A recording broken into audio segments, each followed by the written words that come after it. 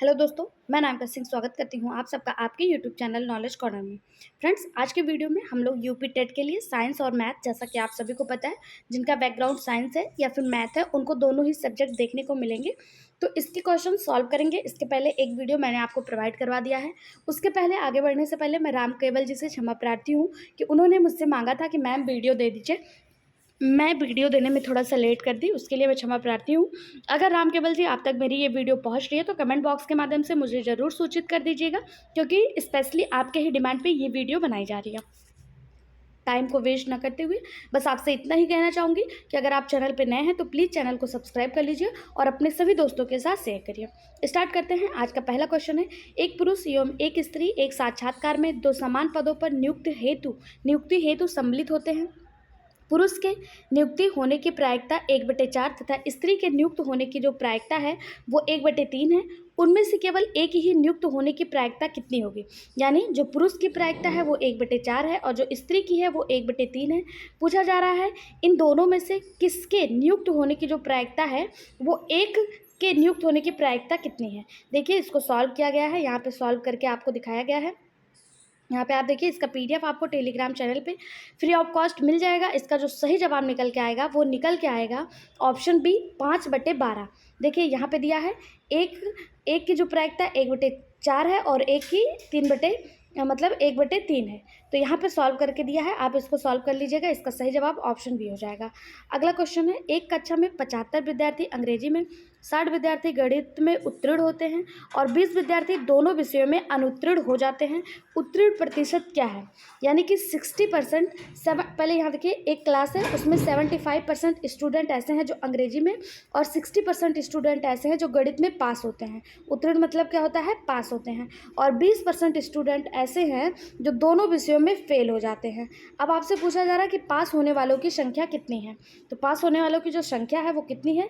55% है। कितनी है? 55%। ऑप्शन ए इसका सही जवाब हो जाएगा। कैसे? यहाँ पे निकाला गया है, देख लीजिए किस तरह से निकाला गया है। इसी तरह से आपको सॉल्व करना है कि अंग्रेजी में उत्तीर्ण जो है वो 75 है। तो 75, आप किसी भी डाटा को 100 से लेकर चलिएगा।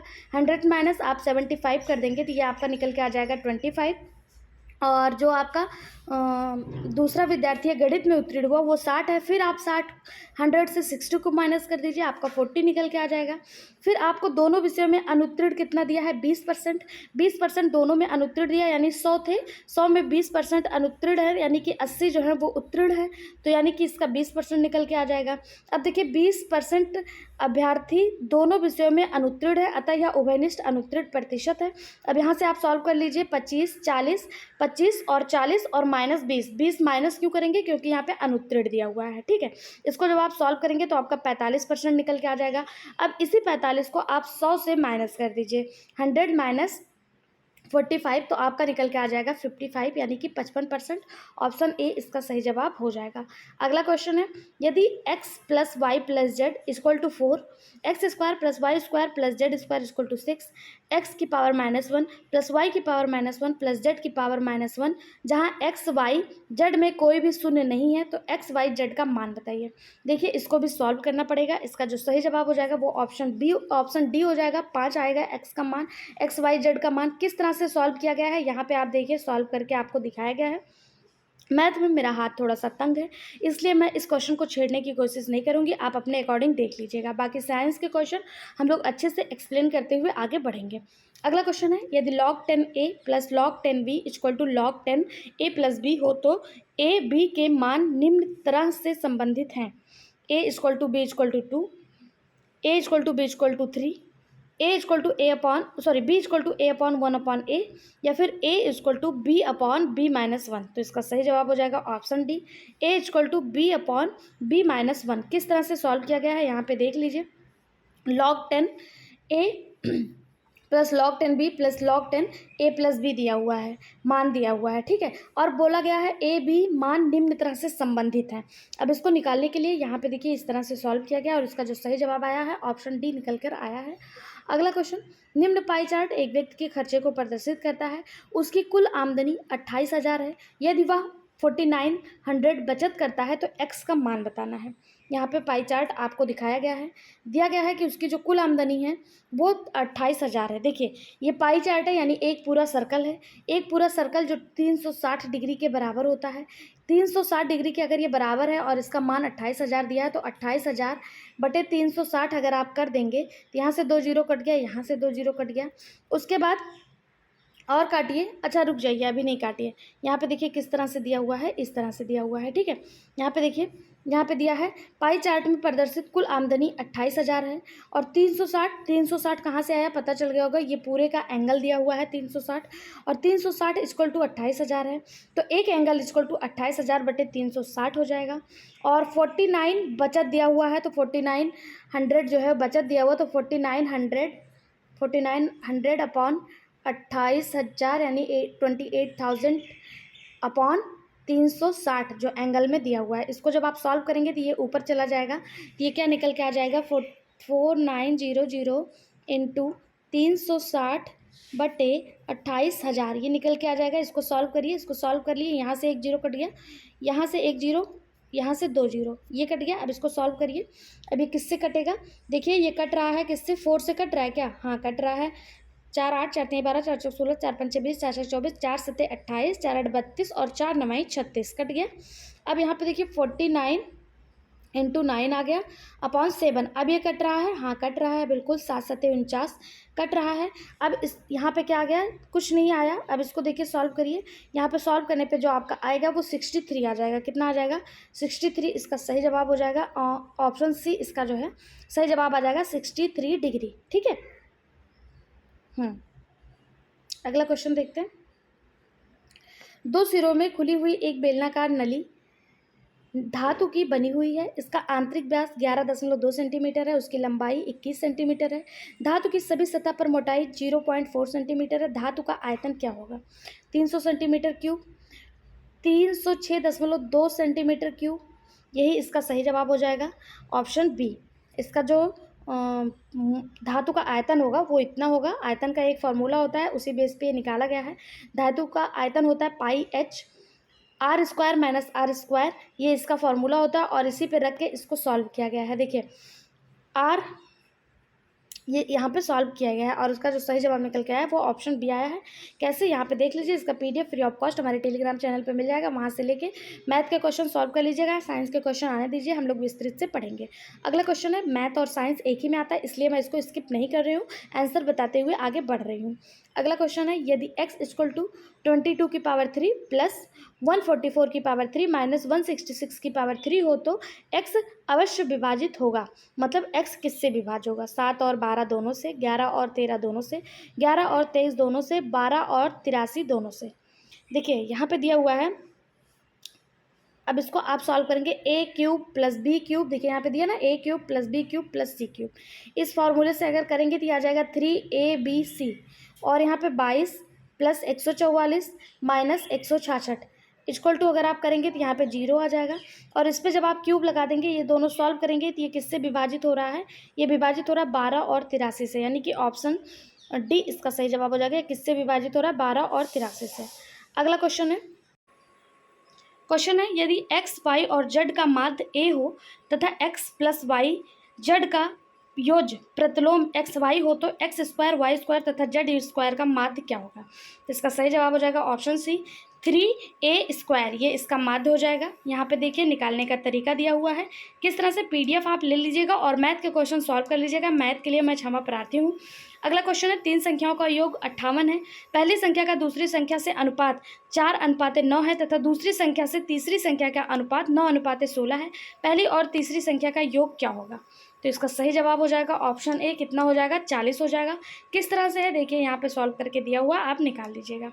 अगला क्वेश्चन, यहाँ पे एक क्वेश्चन दिया है और बराबर पूछा है, ये किसके बराबर है। तो इसका सही जवाब हो जाएगा ऑप्शन बी, 5.2 के बराबर है। किस तरह से, यहाँ देख लीजिए। अगला, यदि x की पावर 1/a, y की पावर 1/b तथा z की पावर 1/c हो तो a plus B plus C का मान क्या होगा, जो कि x y z equal to 1 को संतुष्ट करे। तो इसका भी सही जवाब ऑप्शन बी हो जाएगा, 0 हो जाएगा। कैसे, यहाँ सॉरी फॉर डिस्टर्बिंग। अगला क्वेश्चन, 2 + 22 + 2 2 2 + 2 2 2, यानी कि एक 2 बढ़ता जा रहा है। देखिए यहाँ पे एक 2 है, यहाँ पे 2, यहाँ पे 3, यहाँ पे 4। nवें पद का योग पूछा है, nवें पद का योग निकालना है, यानी इसी तरह ये 2 2 2 2 बढ़ता जाए और nवें पद का योग निकालना है। तो इसका सही जवाब क्या हो जाएगा? तो इसका जो सही जवाब हो जाएगा वो हो जाएगा ऑप्शन ए। ऑप्शन ए इसका सही जवाब हो जाएगा। किस तरह से निकाला गया ये क्वेश्चन एक बार हम लोग देख लेते हैं। देखिए यहाँ पे दिया हुआ है, अगर 2 2 2 ऐसे बढ़ता जा रहा है तो nवें पद का जो योग है वो इस फॉर्मूले से निकाला जाएगा। अगला क्वेश्चन है, 234 को 3 व्यक्ति a + b + c में 1/2 अनुपाते 1/3 अनुपाते 1/4 के अनुपात में बांटा जाना था, परंतु गलती से 2:3:4 के अनुपात में बांट दिया। किसको सबसे अधिक और कितना लाभ हुआ है? यहाँ पे देख लीजिए, इसका सही जवाब जो हो जाएगा वो ऑप्शन डी हो जाएगा। सी को 50 रुपये का लाभ हुआ है। ठीक है, अगला क्वेश्चन, 7 अंकों की सबसे बड़ी पूर्ण वर्ग संख्या है। 7 अंकों की सबसे बड़ी पूर्ण वर्ग संख्या कौन सी है? तो इसका सही जवाब हो जाएगा ऑप्शन सी। ऑप्शन सी, ये 7 अंकों की सबसे बड़ी पूर्ण वर्ग संख्या है 9 9 9 8 2 4 4। ठीक, ऑप्शन सी इसका सही जवाब हो जाएगा।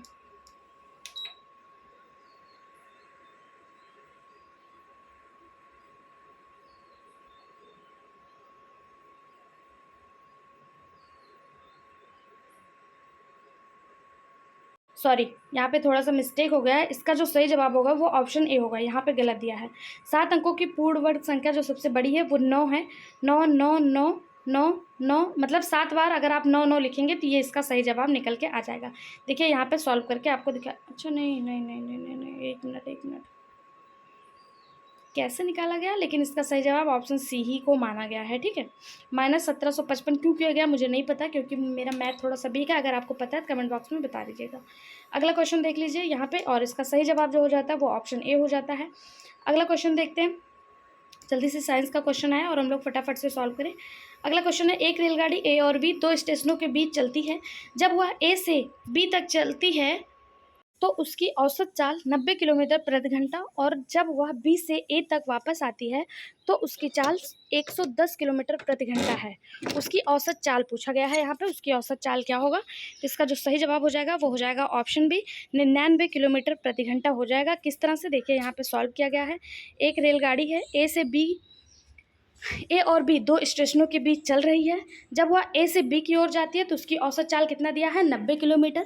यानी 2 गाड़ी है, देखिए यहाँ पे देख लीजिए सॉल्व करके, 2 गाड़ी है 90 किलोमीटर की चाल से जा रही है और दूसरा 110 की चाल से जा रही है, और बटे आप कर देंगे 90 + 110। जब इसको आप सॉल्व करेंगे, यहाँ से देखिए 0 से 0 कट गया, यहाँ से देखिए 0 से 0 कट गया, उसके बाद क्या किसी से कट रहा है? हाँ, कट रहा है। इसको आप जब सॉल्व कर लेंगे तो ये निकल के आ जाएगा 99 किलोमीटर प्रति घंटा। कितना? 99 किलोमीटर प्रति घंटा। ठीक है, इसका सही जवाब हो जाएगा ऑप्शन बी। अगला क्वेश्चन यहाँ पे दिया हुआ है और इसका जो सही जवाब हो जाएगा वो ऑप्शन सी हो जाएगा। ऑप्शन सी इसका सही जवाब हो जाएगा। 4x नहीं, x⁴ + 1/x⁴ = 47 हो तो x³ + 1/x³ का मान क्या होगा? तो कितना हो जाएगा? इसका मान 18 हो जाएगा। ऑप्शन सी इसका सही जवाब हो जाएगा। अगला क्वेश्चन, 100 और 200 के बीच आने वाली उन संख्याओं का योग जो 9 से विभाज्य होता है। 100 और 200 के बीच आने वाली कुल संख्याओं का योग जो 9 से विभाज्य होता हो। तो देखिए 9 से विभाजित कुल संख्याएं जो होंगी 100 और 200 के बीच कितनी होंगी? 11 होंगी। कितनी होंगी? 11। और इन सभी का जो योग निकल के आएगा वो 1683 निकल के आएगा। कितना? 1683 निकल के आएगा। इसका सही जवाब ऑप्शन सी हो जाएगा। देखिए जब आप 100 से आगे बढ़ेंगे तो प्रथम विभाजित पद जो होगा, जो 9 से विभाजित हो रहा होगा, वो 108 हो रहा होगा। ठीक है, 108, और जो अंतिम होगा वो 198 होगा। इसी से आप इसको सॉल्व कर सकते हैं। पहला पद और अंतिम पद लिखकर प्लस कर दीजिए बटे 2 और इसको सॉल्व करिए। इसका निकल के आ जाएगा आपका सही जवाब ऑप्शन सी 1683। अगला क्वेश्चन यहाँ पे दिया हुआ है और इसका सही जवाब ऑप्शन सी हो जाएगा 12। x = 2 + √2 हो तो x² + 4/x² का मान क्या होगा? 12 निकल के आएगा। ऑप्शन सी इसका सही जवाब। अगला question, 21 a³ - 17a², 89 a³ - 46a² + 6a + 16 में कितना कम है? तो इसका सही जवाब हो जाएगा ऑप्शन ए। कितना? Option A. अगला क्वेश्चन देखते हैं, किसी धन को 2 वर्षों का साधारण ब्याज 500 है तथा उतने ही धन का उतने ही समय में उतनी ही देर तक चक्रवृद्धि ब्याज 525 है, तो ब्याज दर क्या होगा? तो ब्याज दर 8% होगा। कितना होगा? 8%। यहाँ पे निकाल के दिखाया गया है। अगला, यदि 2 शंकुओं के आयतन में 1:4 का अनुपात हो और उनके व्यास में 4:5 का अनुपात हो, तो उनकी ऊंचाइयों में अनुपात कितना होगा? तो 25:64 का उनकी ऊंचाइयों में अनुपात होगा। किस तरह से? ये फॉर्मूले पे निकला है। अगला, 10 मीटर लंबी, 6 मीटर ऊंची और 22.5 सेंटीमीटर मोटी दीवार बनाने में कितनी ईंटों की आवश्यकता होगी यदि प्रत्येक ईंट का आकार 25 सेंटीमीटर × 12 सेंटीमीटर × 9 सेंटीमीटर हो? तो इसका जो सही जवाब हो जाएगा वो ऑप्शन सी हो जाएगा, 5000 इसका सही जवाब हो जाएगा। क्या हो जाएगा? ऑप्शन सी इसका सही जवाब हो जाएगा। अगला क्वेश्चन, एक चतुर्भुज दिया हुआ है और दिया हुआ है इसमें ए बी सी डी में A B equal to B C और बी ए डी और सी ए डी समकोण हैं। तो त्रिभुज बी ए डी और त्रिभुज बी सी डी समकोण हैं। ए डी और सी डी में संबंध ज्ञात करना है, यानी ए डी, यहाँ पे देखिए ए डी और सी डी में आपको संबंध ज्ञात करना है। तो इसका सही जवाब हो जाएगा option C, A D equal to C D. ये देखिए दोनों बराबर ही हैं, ऑप्शन सी इसका सही जवाब हो जाएगा। किस तरह से? ये फॉर्मूले पे निकलता है, देख लीजिए। अगला, एक गोलेकार का व्यास 50√3 सेंटीमीटर है, इसके अंदर सामने वाले सबसे बड़े घन का संपूर्ण पृष्ठ क्या है? तो इसका सही जवाब हो जाएगा ऑप्शन बी, 15,000 सेंटीमीटर स्क्वायर। किस तरह से निकला, देख लीजिए। अगला, एक समकोण त्रिभुज में 2 भुजाओं की लंबाई का गुणनफल कर्ण के वर्ग के आधे के बराबर है, एक न्यून कोण क्या होगा? न्यून कोण क्या होगा? 45 डिग्री होगा। कितना होगा? 45 डिग्री। एक आप सभी को पता है, एक त्रिभुज जो होता है, एक समकोण जो होता है वो कितना होता है? 180 डिग्री। 180 डिग्री होता है। एक मिनट रुक जाइए। एक त्रिभुज जो होता है, ये जो त्रिभुज है ये कितना होता है? 180 डिग्री होता है और इसका आधा कितना हो जाएगा? 90। 180 माइनस अगर आप 90/2 कर देंगे तो ये निकल के आएगा 90/2 और इसको काट दीजिए तो 45 निकल के आ जाएगा। तो 45 इसका सही जवाब हो जाएगा। अगला क्वेश्चन, 100 प्रेक्षकों का समांतर माध्य 50 ज्ञात किया गया। यदि त्रुटिवश 2 वस्तुओं की 3 और 92 के स्थान पर 30 और 29 मानकर गणना कर दी गई तो सही समांतर माध्य क्या होगा? देखिए यहाँ पे इसको सॉल्व कर लेते हैं।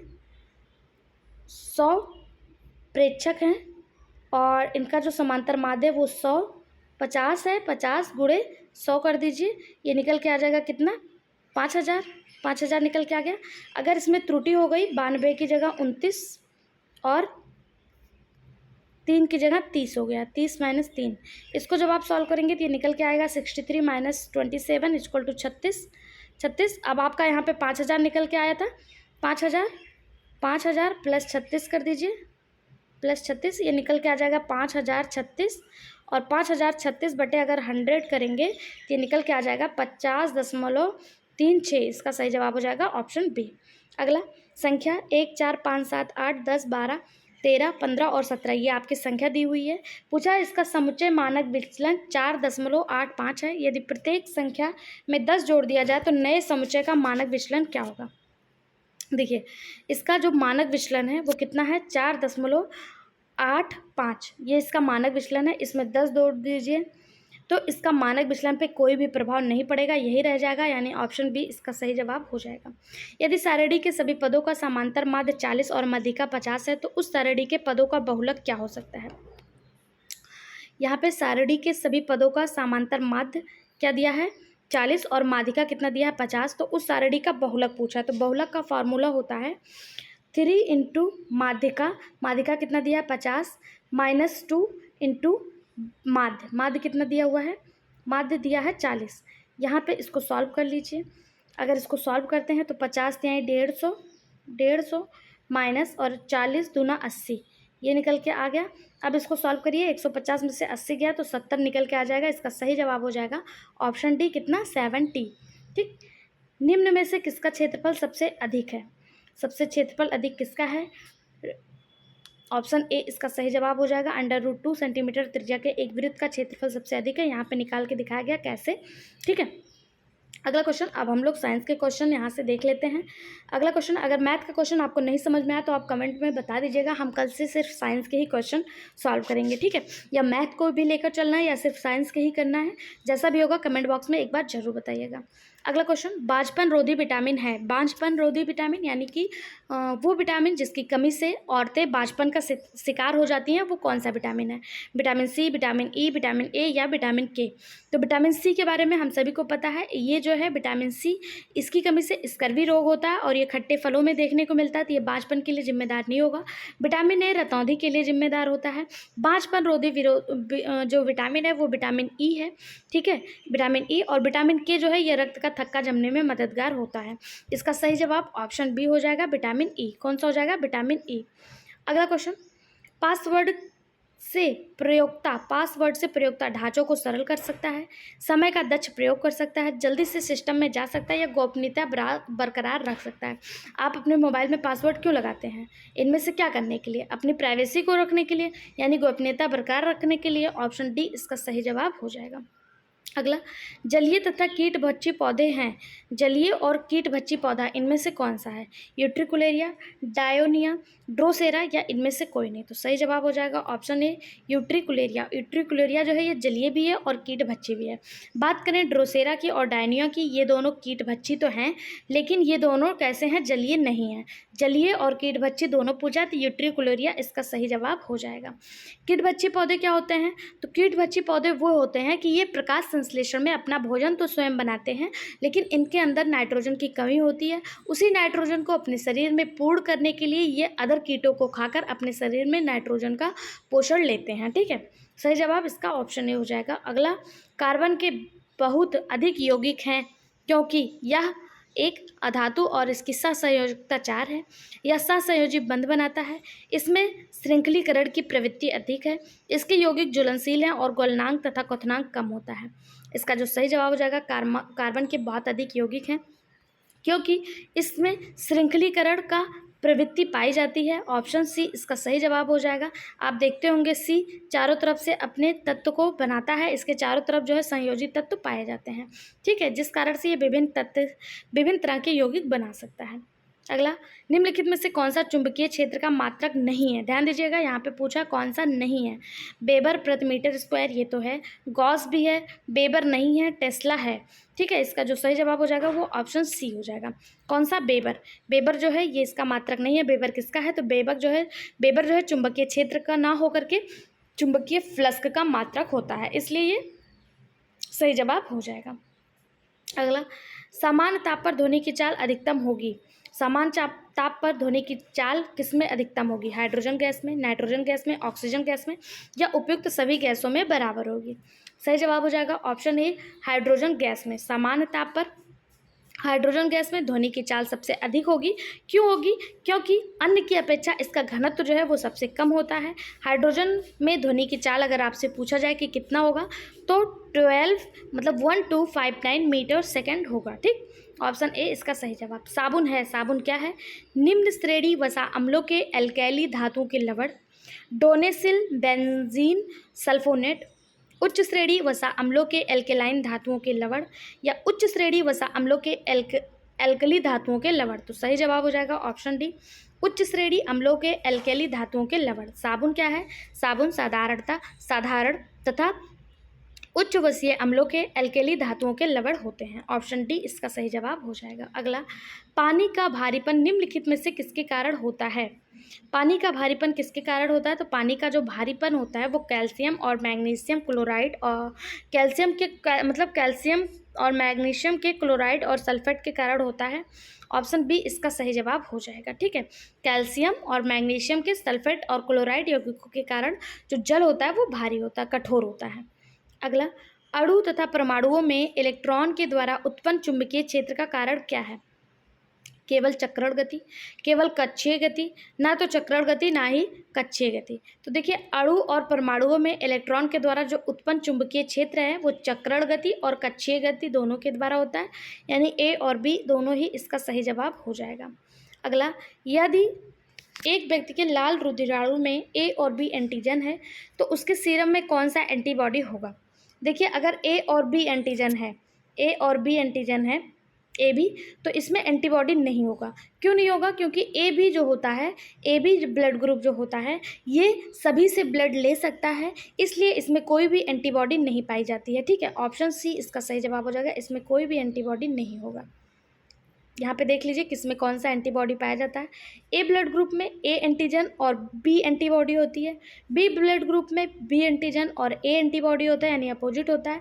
ए बी में ए बी एंटीजन होता है, लेकिन इसमें कोई भी एंटीबॉडी नहीं होती है। और इसी का ठीक उल्टा ओ ब्लड ग्रुप की अगर बात करें, इसमें कोई भी एंटीजन नहीं होता है, लेकिन ए बी एंटीबॉडी होती है। एंटीजन ना होने की वजह से ये सबको ब्लड दे सकता है, इसलिए ये यूनिवर्सल डोनर कहलाता है। और एंटीबॉडी ना होने की वजह से ये सबसे ब्लड ले सकता है, इसलिए ये यूनिवर्सल रिसेप्टर यानी सर्वग्राही और ये सर्वदाता कहलाता है। सही जवाब ऑप्शन सी।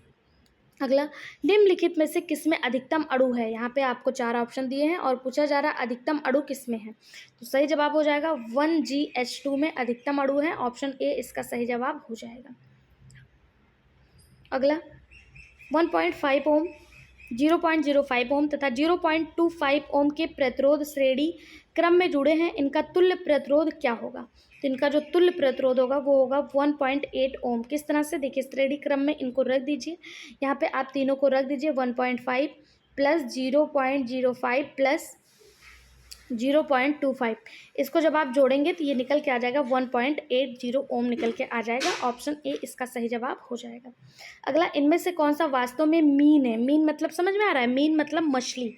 कौन सा इसमें मछली है? फुसफुस मछली, रजत मछली, बिल्ली मछली या फिर कुत्ता मछली? इंग्लिश में बात करें, lung fish, silver fish, cat fish या डॉग फिश। तो इसमें से जो वर्जिनल फिश है ना, वो सिल्वर फिश है। सिल्वर फिश ये वर्जिनल फिश है। अच्छा, मीन नहीं है पूछा है, तो सिल्वर फिश जो है ये मीन नहीं है। ये क्या है? ये एक प्रकार का कीट है, इंसेक्ट है। बाकी लंग फिश आप लोग जानते होंगे, 3 प्रकार के लंग फिश हैं, ऑस्ट्रेलिया, अमेरिका और एक कहाँ पे पाया जाता है? 3 लंग फिश है। कैट फिश भी फिश है, डॉग फिश भी फिश है। जो फिश नहीं है वो कौन सा? सिल्वर फिश नहीं है। ये आर्थ्रोपोडा संघ का एक मेंबर है, एक इंसेक्ट है। अगला, कैलामाइन किस धातु का अयस्क है? तो कैलामाइन जिंक का अयस्क है। जिंक को Zn लिखा जाता है, इसी का अयस्क है, ऑप्शन सी इसका सही जवाब हो जाएगा। जिंक ब्लेड तथा जिंकाइड भी इसे कहा जाता है। अगला, किसमें प्रणाम पर्व होता है? किसमें प्रणाम पर्व होता है? तो इसका सही जवाब हो जाएगा ऑप्शन डी, एस्परगस। प्रणाम पर्व तने का रूपांतरण है, या एस्परगस यानी जिसे सतावर कहा जाता है, इसमें पाया जाता है। और यह रूपांतरण वाष्पोत्सर्जन की जो दर होती है वो कम कर देता है, ऑप्शन डी इसका सही जवाब हो जाएगा। अगला, कौन सा ऊतक शरीर के विभिन्न भागों में फैला होता है तथा शरीर के विभिन्न भागों से बनता है? संयोजी, पेशी, तंत्रिका या एपिथेलियल? तो इसका सही जवाब हो जाएगा संयोजी ऊतक, कनेक्टिव टिश्यू जिसे ब्लड कहा जाता है, और ऑप्शन ए इसका सही जवाब हो जाएगा। ब्लड जो है शरीर के पूरे भागों में फैला होता है और यह सभी अंगों को जोड़ता है। अगला क्वेश्चन, निम्नलिखित में से कौन सा यौगिक है? पेट्रोलियम, मिट्टी का तेल, दूध या ग्लूकोज?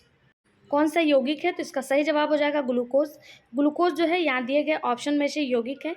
ग्लूकोज कार्बोहाइड्रेट और एल्डिहाइड दोनों का कार्बनिक व्युत्पन्न है, इसीलिए यह एक यौगिक है, ऑप्शन डी इसका सही जवाब। अगला, न्यूनतम संभव ताप क्या है? न्यूनतम संभव ताप यानी माइनस में अगर टेम्परेचर पूछा जाए तो कितना होता है?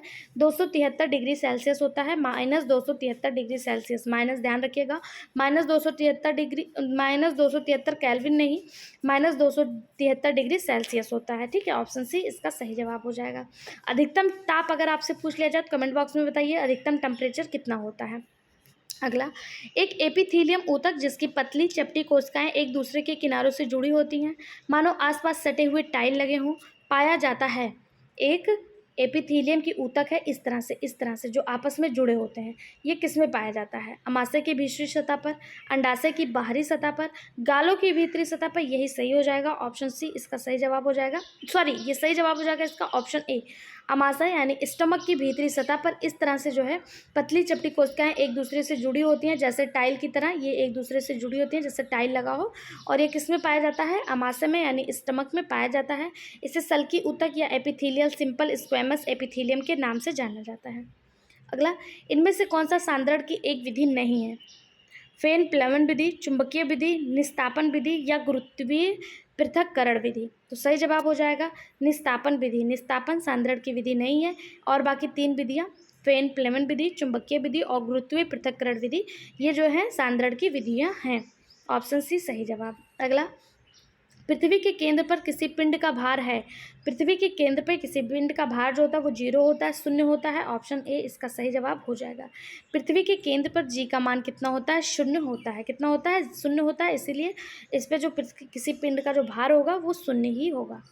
अगला, एक उत्तल लेंस जिसकी फोकस दूरी 0.5 मीटर है और एक अवतल लेंस जिसकी फोकस दूरी 1 मीटर है, इसको जोड़ा जाता है तो परिणामी लेंस की क्षमता क्या होगी? एक उत्तल लेंस है, इसकी फोकस दूरी कितनी है? 0.5 मीटर, यानी 1/0.5 कर दीजिए। और दूसरी दिया हुआ है अवतल लेंस, इसकी फोकस दूरी 1 मीटर यानी 1/1। इसको जब आप सॉल्व करेंगे तो 2 - 1 यानी कि 1 डायोप्टर इसका सही जवाब निकल के आ जाएगा। ऑप्शन ए कितना हो जाएगा? 1 डायोप्टर।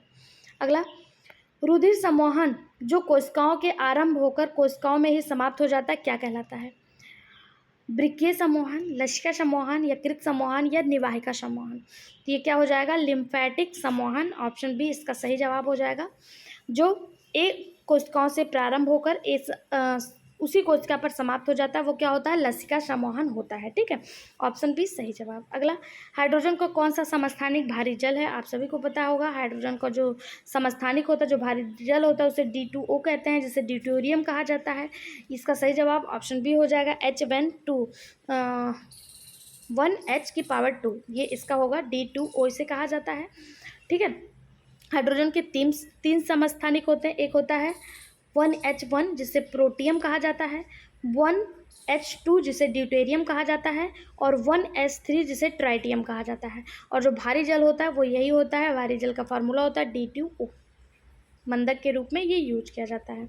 अगला, बाइनरी अंकन पद्धति में डेसिमल अंक 16 का मान क्या होगा? बाइनरी अंकन पद्धति में डेसिमल अंक 16 का मान क्या होगा? यहाँ पे देखिए सॉल्व करके दिखाया गया। बाइनरी अंकन पद्धति 16 का मान पूछा है। 16 का जब आप एलसीएम निकालेंगे तो 2 से कटेगा 8 बार जाएगा, 2 से कटेगा 4 बार का जाएगा, 2 से कटेगा 2 बार जाएगा और 2 से कटेगा 1 बार जाएगा।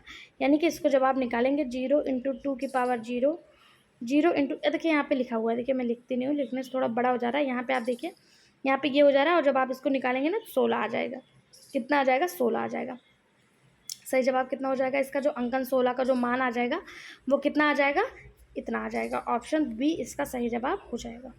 अगला, एक ऊतक जिसकी जीवित कोशिका सक्रिय बढ़ने वाली अंगों की यांत्रिक ऊतकों को बनाती है और उसकी कोशिका भित्तियों में कोनों पर सेलुलोसी और लिग्निन रहित स्थूलन होता है, उसे क्या कहते हैं? तो इसका सही जवाब हो जाएगा, स्थूलन दिया है तो स्थूल कोण ऊतक हो जाएगा।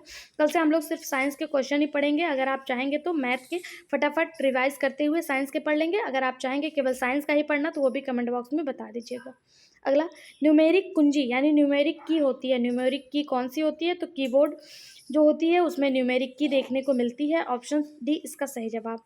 प्रोड्यूसर गैस के मुख्य अयु कौन से हैं? तो प्रोड्यूसर गैस के जो मुख्य अयु होते हैं वो कौन से हैं? CO+N2 यानी कि कार्बन मोनोऑक्साइड और नाइट्रोजन, ये वाटर गैस कहलाते हैं। और यही जो है नहीं, ये प्रोड्यूसर गैस के मुख्य अयु होते हैं। वाटर गैस तो ये हो गया ना, कार्बन मोनोऑक्साइड प्लस हाइड्रोजन, ये वाटर गैस हो गया।